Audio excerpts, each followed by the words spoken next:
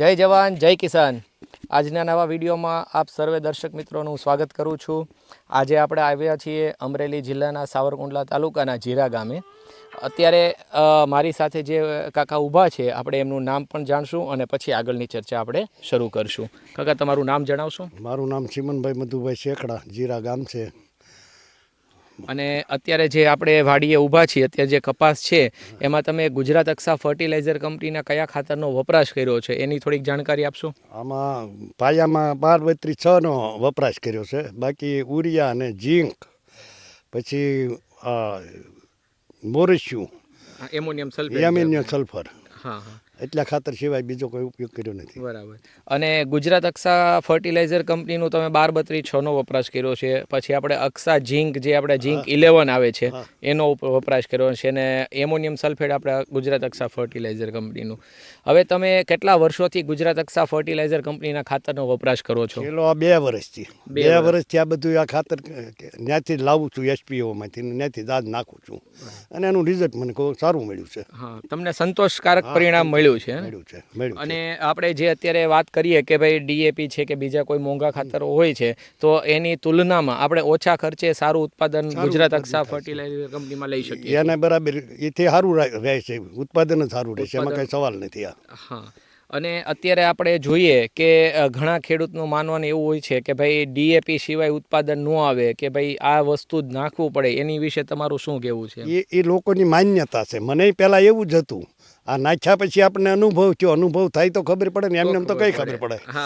નાખી દો તો ખબર પડે। હા, સાચી વાત છે કે ભાઈ તમે અનુભવ કરો, તમે જ્યાં સુધી બદલાવ લાવશો નહીં ત્યાં સુધી તમને કઈ રીતે ખબર પડશે? જ્યાં સુધી તમે ડરની સાથે ખેતી કરશો, 1 વર્ષ થોડું વાવો ને, 10 વીઘા 5 વીઘા 15 વીઘા પછી કરો ને ખતરો એમ। હા, એમ કે 100% વાત સાચી કાકા, કારણ કે તમારી પાસે 20 વીઘાનું આપણે ખેતી છે તો 5 વીઘાથી તમે બદલાવ કરો, 5 વીઘાથી તમને એમ લાગે કે જે તમે અત્યારે હાલમાં ખેતી કરો છો એનાથી સારું પરિણામ તમને મળ્યું છે તો આગળ બીજા 15 વીઘામાં આવતા વર્ષથી વધારી દો। સમયના પ્રમાણમાં બદલાવ બહુ જરૂરી છે એમ।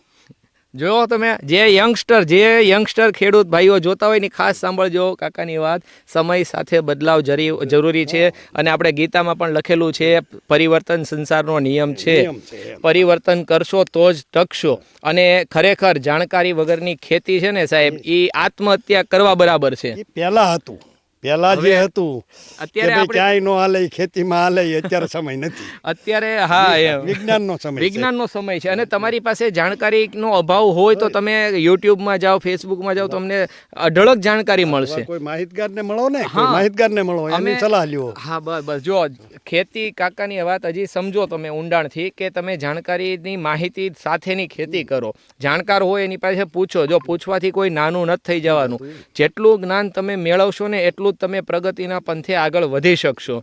હવે કાકા, જે તમે વપરાશ કર્યો છે આ આપણે ગુજરાત અક્ષા ફર્ટિલાઇઝર કંપનીના ખાતરનો, એની ભલામણ તમે બીજા ખેડૂત મિત્રોને કરી શકો છો? તો ઘણાને કીધું હોય, તે ગામમાંય કીધું, મોંઘા ખાતર કરતાં કરી જુઓ, અખતરો કરો। મારા ખેતરમાં મેં 2 વર્ષ ત્યાં કર્યો છે। પહેલા વર્ષે 80% નાખ્યું હતું, તોય પરાણે 80% નાખ્યું મેં। છોકરાઓએ વધારવાનો આગ્રહ કર્યો હતો કે ભાઈ એક વખત તો વાવો એમ, બરાબર, તોય મેં 20% ઓલું વાવ્યું હતું, ઓણ તો 100% વાવ્યું, 100%, બરાબર છે। અને આ કરવું જોઈએ, કરવું જોઈએ। એટલે ખાસ મિત્રો તમને ફરીથી કહીએ છીએ કે તમે બદલાવ કરતા ડરો નહીં। જો ખેતીમાં કોઈ શોર્ટકટ હોતો નથી, ફક્ત અને ફક્ત ક્યારે શું આપવું એટલું તમે સમજી જાઓ ને એટલે ઓછા ખર્ચમાં સારું ઉત્પાદન મેળવી શકશો। તો હવે આ સાથે જ આજનો વિડીયો આપણે પૂર્ણ કરીએ છીએ। નવા વિડીયોમાં જલ્દીથી મળશું। જય માતાજી, જય ભારત।